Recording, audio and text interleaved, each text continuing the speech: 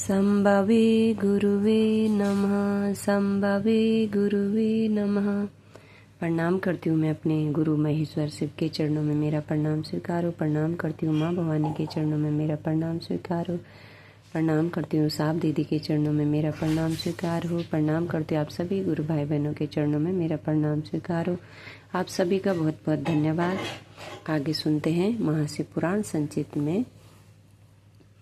इससे पहले वाला हमने कल सुना था। ब्रह्मा जी कहते हैं, नारद, पार्वती की यह बात सुनकर शैल स्वर प्रिय मैना बहुत ही उत्तेजित हो गई और पार्वती को डांटती हुई दुर्वचन कहकर रोने तथा विलाप करने लगी।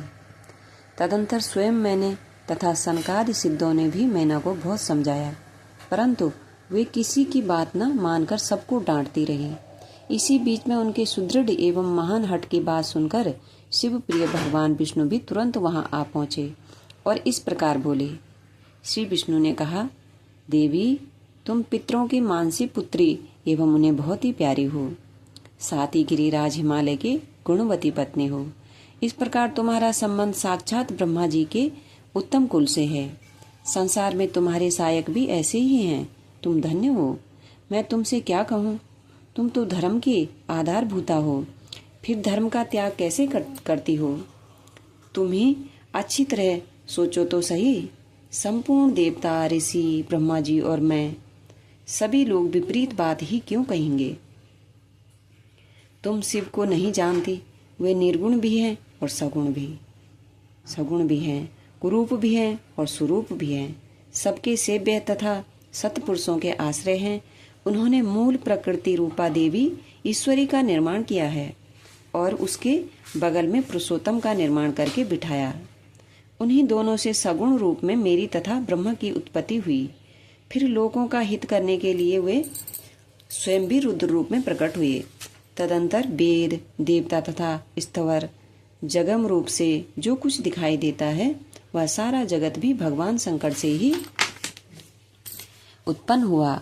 उनके रूप का ठीक ठीक वर्णन अब तक कौन कर सका अथवा कौन उनके रूप को जानता है? मैंने और ब्रह्मा जी ने भी जिनका अंत नहीं पाया, उनका पार दूसरा कौन पा सकता है? ब्रह्मा जी से लेकर कीट पर्यंत जो कुछ जगत दिखाई देता है वह सब शिव का ही रूप है, ऐसा जानो। इस विषय में कोई अन्यथा विचार नहीं करना चाहिए। वही अपनी लीला से ऐसे रूप में अवतीर्ण हुए हैं और शिवा के तप के प्रभाव से तुम्हारे द्वार पर आए हैं। अतः हिमाचल की पत्नी, तुम दुख छोड़ो और शिव का भजन करो। इससे तुम्हें महान आनंद प्राप्त होगा और तुम्हारा सारा क्लेश मिट जाएगा। ब्रह्मा जी कहते हैं, नारद, श्री विष्णु के द्वारा इस प्रकार समझाए जाने पर मैना का मन कुछ कोमल हुआ, परंतु शिव को कन्या न देने का हठ उन्होंने तब भी नहीं छोड़ा।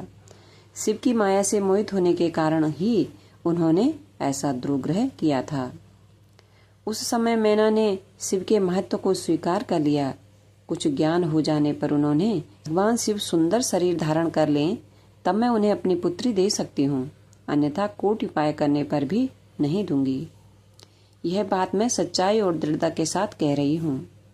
ऐसा कहकर दृढ़ता पूर्वक उत्तम व्रत का पालन करने वाली मैना शिव की इच्छा से प्रेरित हो चुप हो गई। धन्य है शिव की माया जो सबको मोह में डाल देती है। अपने गुरु सहित साप दीदी के चरणों में प्रणाम। आप सभी गुरु भाई बहनों के चरणों में प्रणाम। मेरा प्रणाम स्वीकार हो। आप सभी का बहुत बहुत धन्यवाद। आज के लिए इतना ही। इससे आगे हम कल सुनेंगे।